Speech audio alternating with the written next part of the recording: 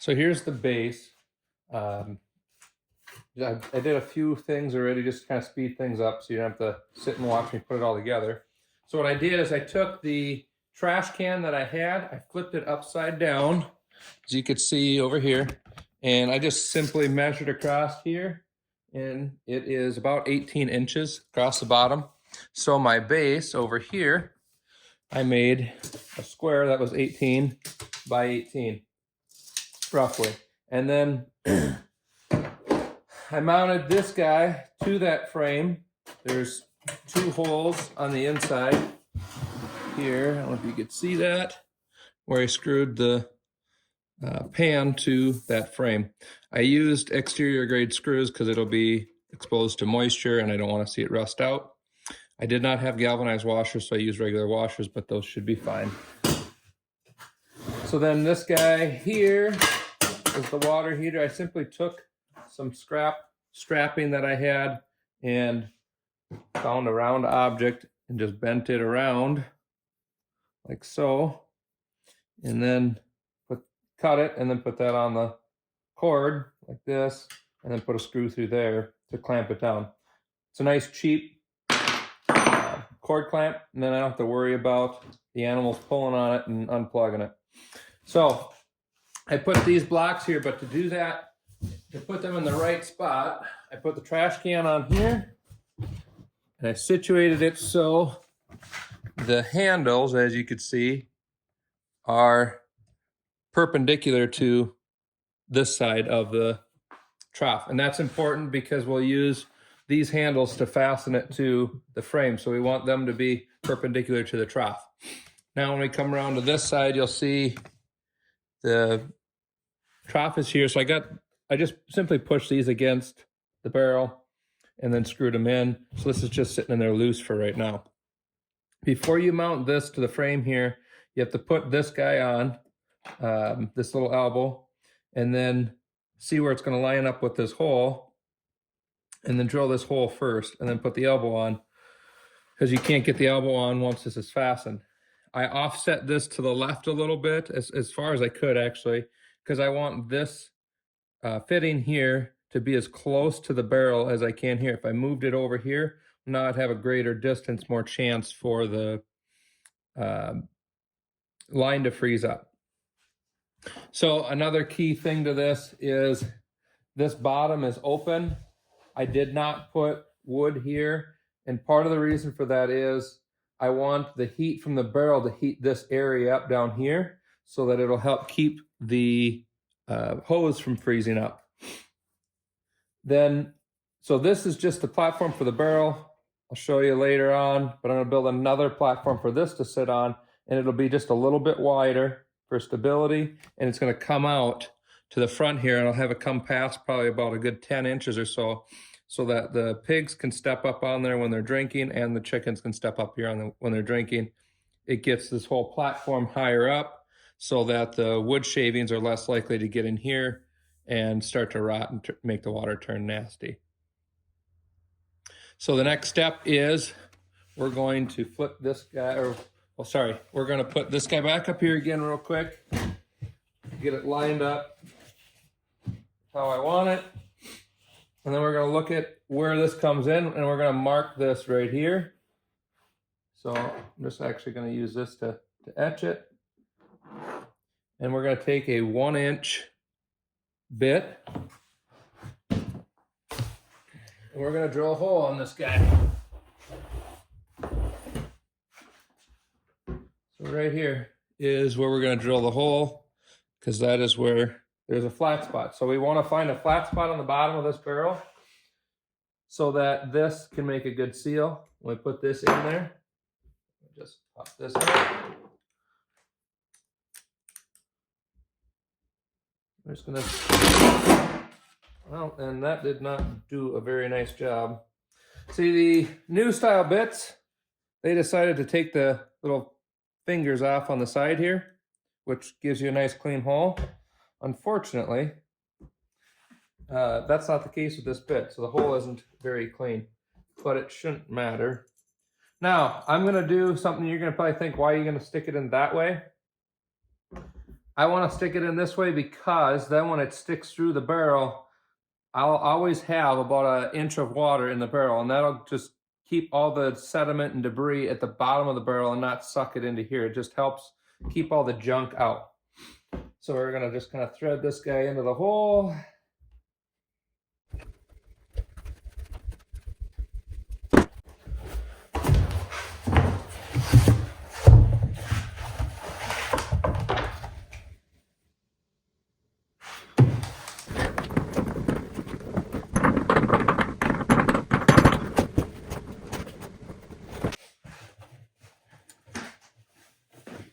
So when it's all said and done, you'll see that, yeah, it's hard to see, but you'll see the fitting in there, the bulkhead in there, and then here it is on the bottom. The next step will be to throw some tape on an elbow here. Now the secret to putting Teflon tape on is you're going to put it on like you're threading on a nut. So you do it the same direction so that it doesn't come undone when you're threading the fitting into the bulkhead. And I'll tighten up the inside with a wrench here in a minute, but just for the sake of keeping things moving, put this on here. And it's actually tightening up quite nicely. We'll throw this up here.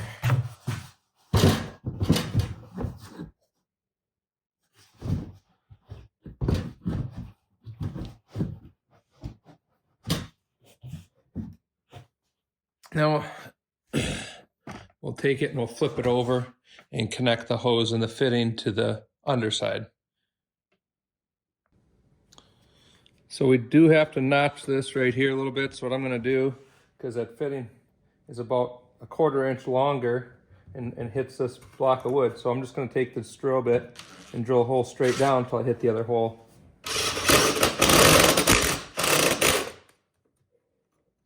Okay, that didn't work so well, so we're going to just come in from the side here.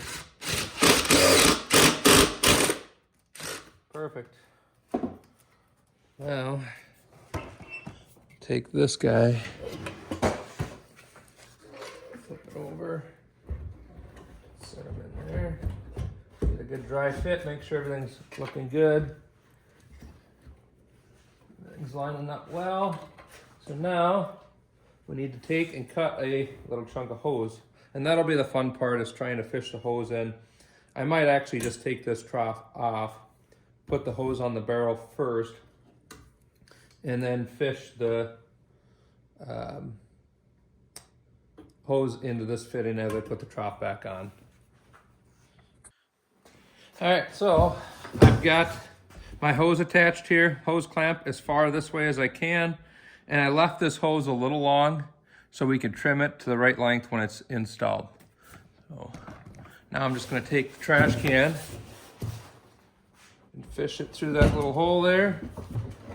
Get it dropped into place. Get it lined up good. Now I can take my water, line this up, and I can see where I need to cut it. I don't need to take too much off. Gonna use a 10 snip because that's what I have handy, and it seems to work pretty good for cutting holes. Now, take and just shove this guy in there. A little trick would be to just throw a little bit of soap on here to help make that hose slide on a little easier. So I'm gonna grab some soap here.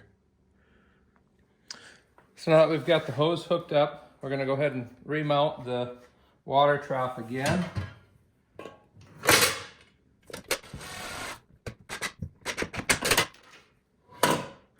And just a 1.5 inch screw, a couple of washers.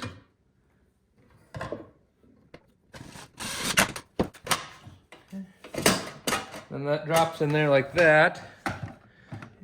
You'll want to kind of bend the cord however you need to bend it, kind of mold it to get it to sit the way you need it to sit in there so it sits nice and flat as you can. So that's that step. Now we're just about done here. The next thing is I'm gonna take a strap that will go from this handle. It'll come down, come around, come back up on the other side and hook onto that handle. And we'll just ratchet this down to this block of wood. Now we have our main function of the waterer all together. You could use it just like this, set it on your ground, and it'll work just fine, but I'm gonna elevate it, make another platform. So we're just about done building the waterer section here. So now I've got my ratchet strap on. I can either cut this and then melt the fabric so it doesn't come undone, but I like to be fancy and I just roll the strap up.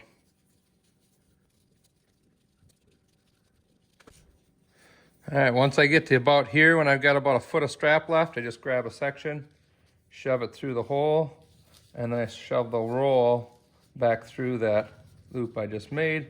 And now I've got a nice, neat, clean strap. Tuck it behind here. And there we go. Okay, so here is my frame. I just made a little box here, screwed it in from the ends. This is 22, I believe. 22 by 34. And this is all scrap wood I'd laying around. This just happens to be painted. So I cut a couple pieces that are just a little bit longer than the width. So I got a little overhang. And I'm gonna go ahead and just leave a gap between everything and then screw these down. The back side I'm gonna leave flush so I can push it flat against the wall.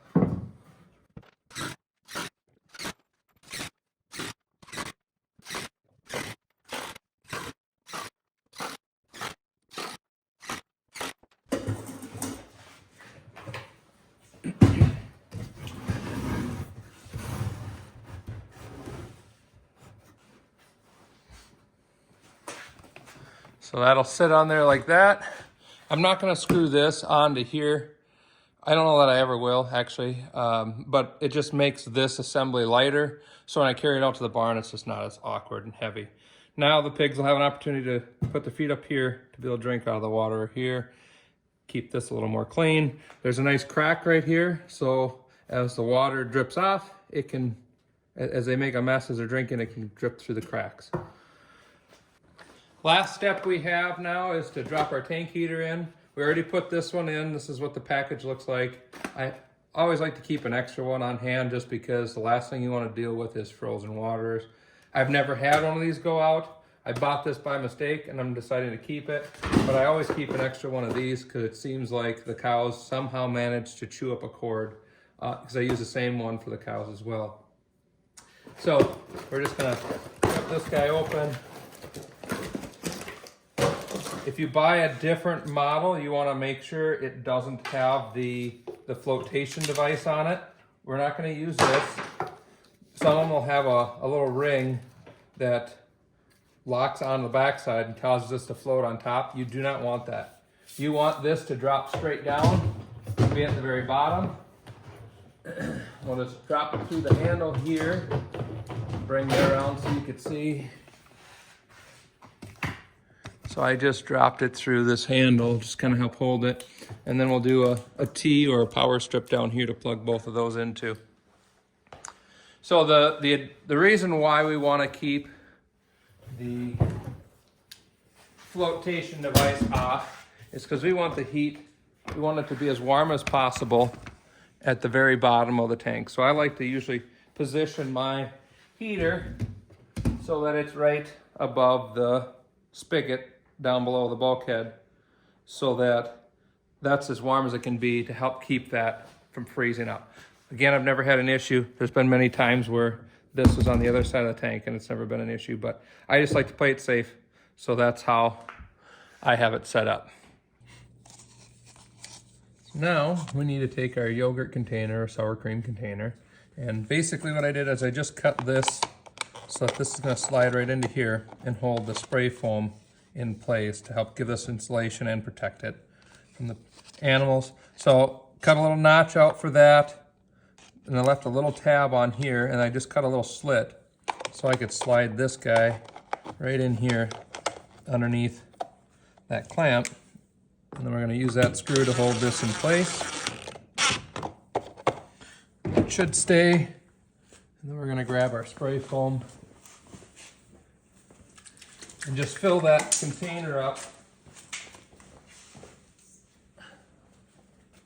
We're going to fill that container up with spray foam just to give it a little insulative layer to help prevent freezing. And I'm just going to shove it in here.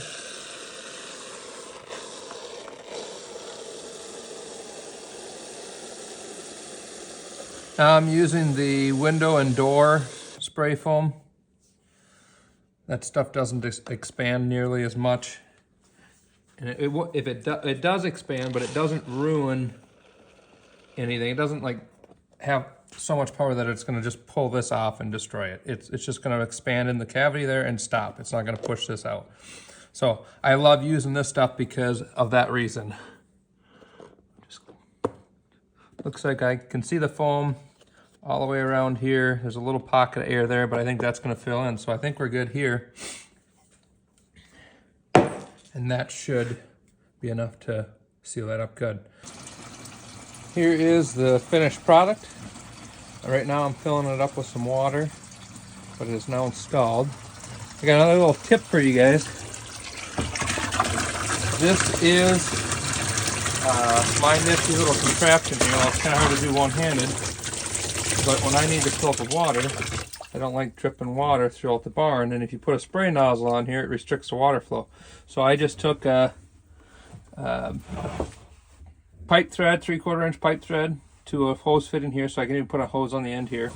And then I took and put a 3/4 inch female on this end, put the hose up to. So now when I go and pull the hose to the barn, I'm not getting everything all wet, and I don't have to kink the hose. It's a lot cleaner, neater, and simpler. So here's the water trough, and as you can see, the water is finally starting to trickle in. Once it fills up, this float will rise and it'll shut the water off. I believe there's a little micro adjustment on the back side here. You can loosen up and kind of pivot that, so if you want it to have more water in or less water. We'll get it filled up first and we'll see how well it covers the water heater. If I need more water, I'll make that adjustment. So another thing I like to do too is I like to put the cords running towards the back. I've got the T back on the back side here, so none of the animals can get to it. It just keeps it cleaner, neater. Don't have to worry about them unplugging it. I got the cover on the other side of the barn. I'll grab that, throw that on when I'm done filling it. But this is the water that I have found works very well out here in these cold climates. So if you got any questions, just leave a comment down below. I'd be happy to answer them for you. Also, as always, please like this video and subscribe to the channel. It just helps grow the channel. I put new content out every week, and like to grow the channel and give you guys different tips and tricks that I do around the homestead here. I've also included in the description a link to all the different things that I used in this video, so that you can have everything you need to build the same water system. Again, please hit that subscribe button quick, and thanks again for watching. Look forward to seeing you in the next videos. Thank you.